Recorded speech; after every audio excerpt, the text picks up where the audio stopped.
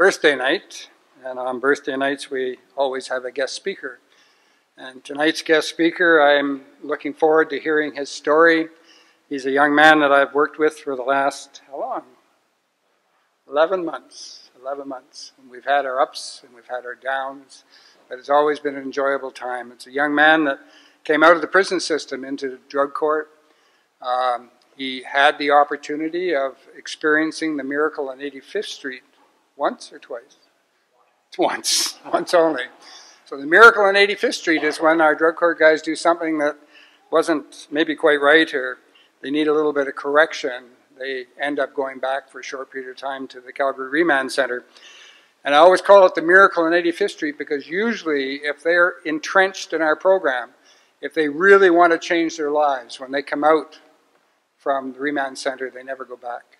They make that change to do what they need to do everything in their power to change their lives. And Nolan has done that, and I'm so proud of him. He has worked extremely hard on changing his life. He was a young man that was much more comfortable in jail than he was living free in society. And he knew how to live in jail. He didn't know how to live in society. And he's learning every day, and he's doing an awesome job of it. So without any more to do, Nolan, come forward, please, and share your experience. I don't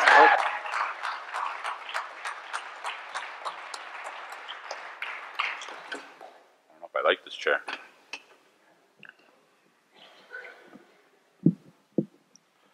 Hi, my name is Nolan. I'm a recovering addict, and I am on the road to recovery too. So, my story starts when I was young.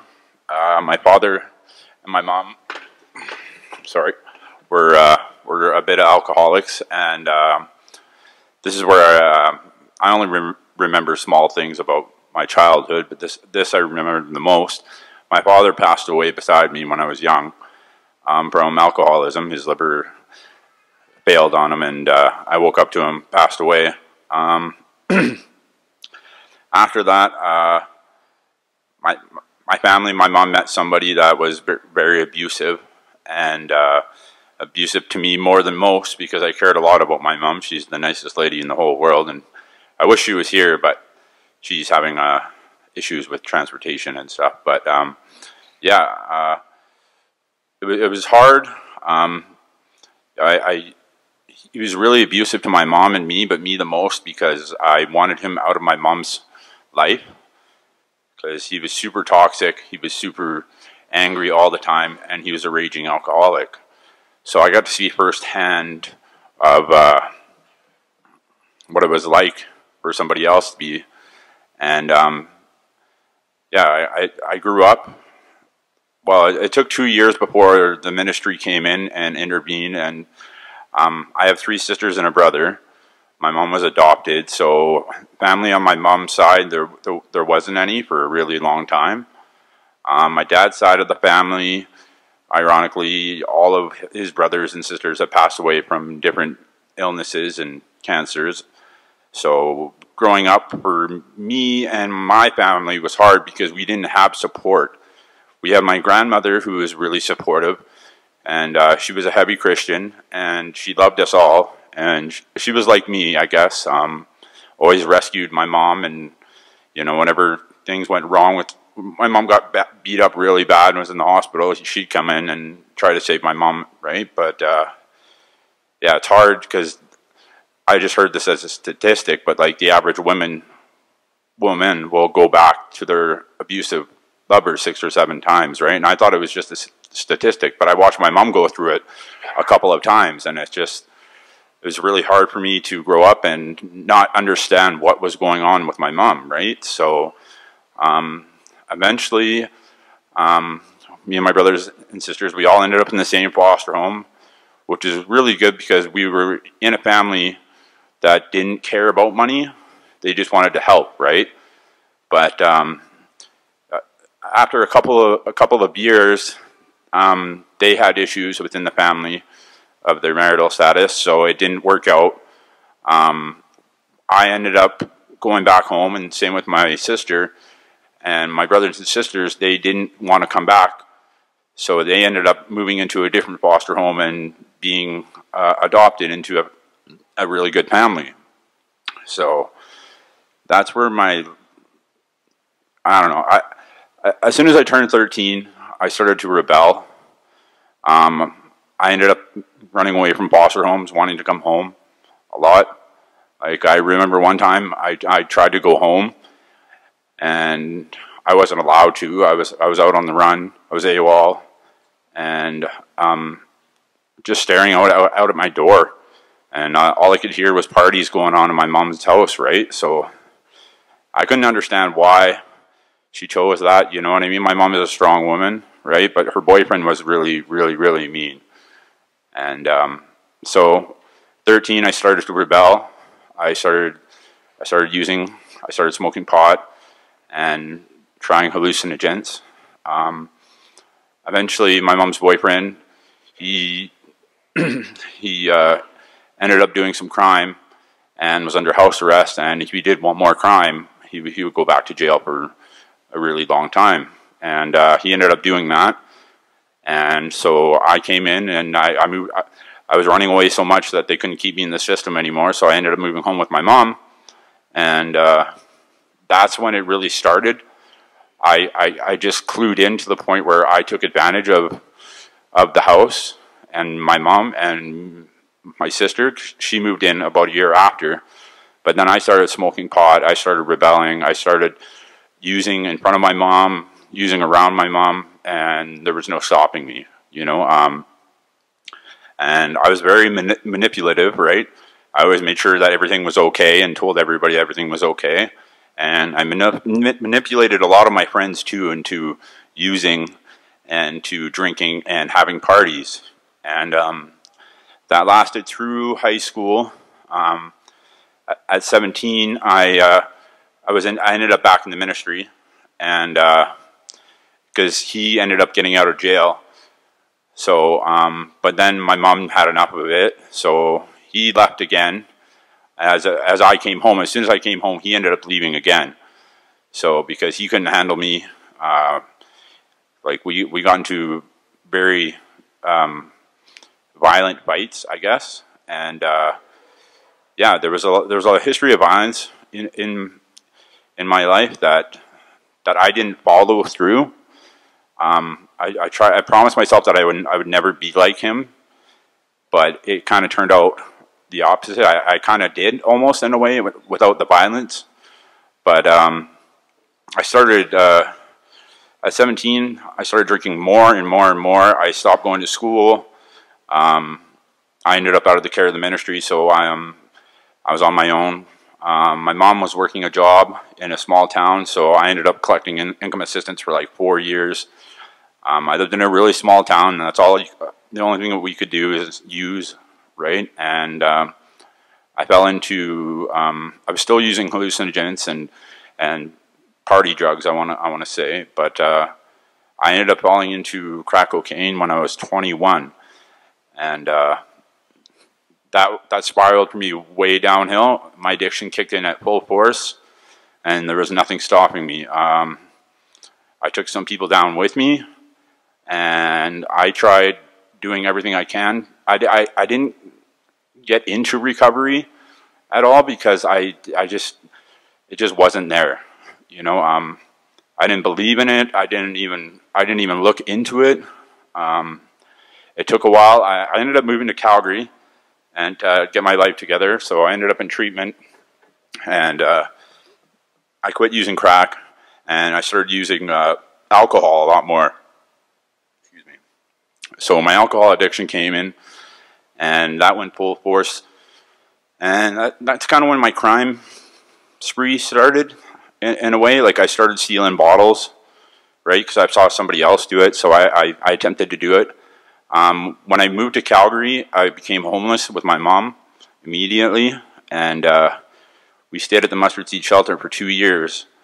My addiction was already pretty bad, and my mom, she pretty much stopped drinking after her ex-boyfriend left, and she only drank on occasion. But we ended up in the shelter, so it got really bad. I was blacking out. I was fighting a lot. I was sort of interacting with the cops a little bit. It didn't really wasn't really that bad until I started going to jail. I went to jail my first time, and I didn't think it was too bad. I think I did 30 days, and that was in 2012. But for drinking and smashing up my ex-girlfriend's apartment, which was really bad. It caused over 5,000 of damage, right? So, yeah, it just took off from there. Like, I started on methamphetamines. It is pretty much my drug of choice. But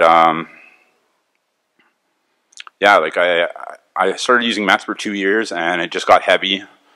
I ended up trying to go back to BC to quit, but that didn't work. I actually ended up in Vancouver on Hastings, which is like super scary.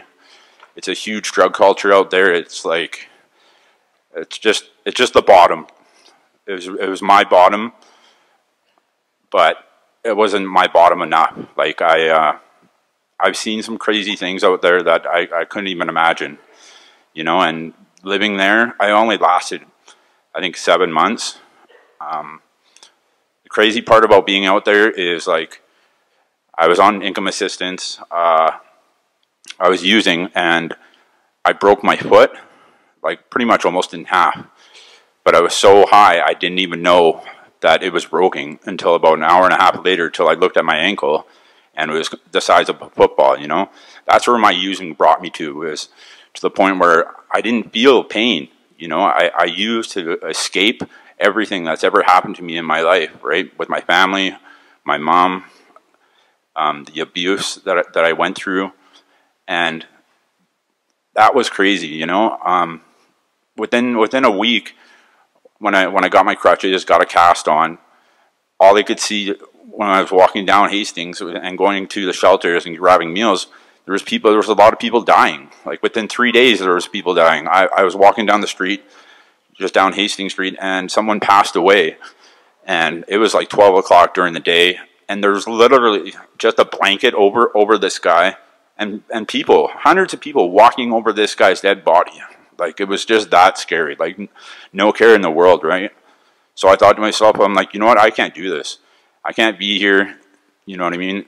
And there's, like, nobody that cares for me at that point. I was talking to a pastor one time, and he's seen a lot, right? So he recommended that I probably should move back to Calgary, which I did. I hitchhiked back and forth from Alberta and Calgary to see my family all the time. So I was still heavily into my addiction. I moved back to Calgary, and that's when my crime started. Like, my crimes out here, like heavily crime. Like, I started stealing bikes. Well, first I started off picking empties. My alcoholism got me barred from all the shelters, so that's kind of why I went to Vancouver on top of it. So yeah, I started stealing bikes, well, picking empties, and then it led to stealing bikes, and then breaking into cars, and then breaking into apartment buildings. And it just got really bad, you know.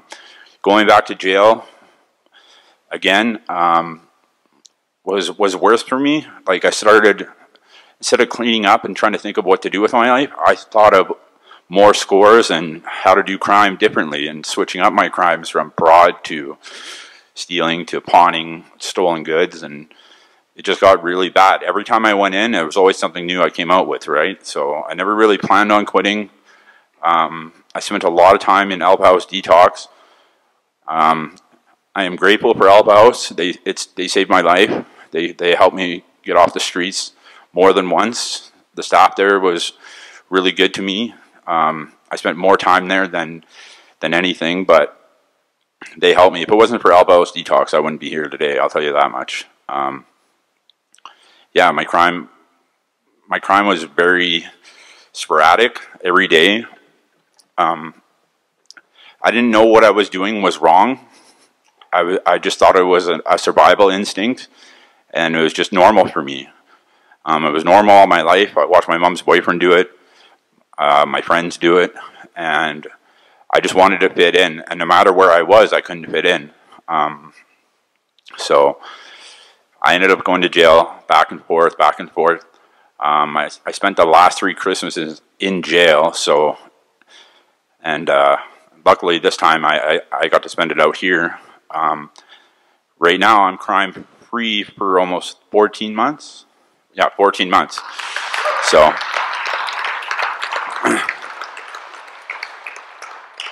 crime was also a huge addiction for me. Like instead of having using dreams, I was having criminal dreams of doing scores and stealing stuff. As weird as it sounds, it was just, you know, like it took over my life. You know, it was really hard for me when I came into this program with Pete and our group to not look at things that I want to take and that is not mine. I didn't know how to function right in society at that point. Like I knew what to do, but I just couldn't.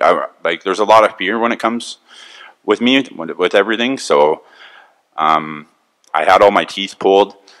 My teeth were really bad. I got into fights, and prolonged meth use didn't help. That was a big issue for me. It was hard for me to be around people. Anxiety was huge for me when I came into recovery. Like for a while I was waking up with really bad anxiety because I used to wake up and use, and not being able to wake up and use was really hard. So I talked about it with, you know, I reached out, and eventually it got better. Yeah, like I started my recovery back in February, so it's almost a year now. But it's been really hard, you know, and it's getting easier. It's just hard to say a lot. Like I have a lot to say, but I can't really get it all out at once, right? Like I'm just learning a lot about recovery in the last 3 months. You know, like I have a lot of good friends now. I have a really good job, and I'm definitely doing a lot better. Like for me, I had a huge issue with God. Like God didn't believe in me, or I didn't believe in God, but He believed in me, right? So He got me here today. He got me so much back in my life. I'm talking with my family now. I have good friends. I don't have using dreams that much, but I don't have any criminal thoughts anymore. I'm doing really good. I lost a lot this year though, and it was really hard for me to understand and have these feelings that I'm having now, because it's just I've never had to deal with these. So my emotions are like tenfold when it comes to death and, you know what I mean, pain and suffering, right? So like my sister is going through some suffering right now, and it's so hard to deal with, you know, and I just pray for her all the time. Yeah, I think that's all I got to say, really.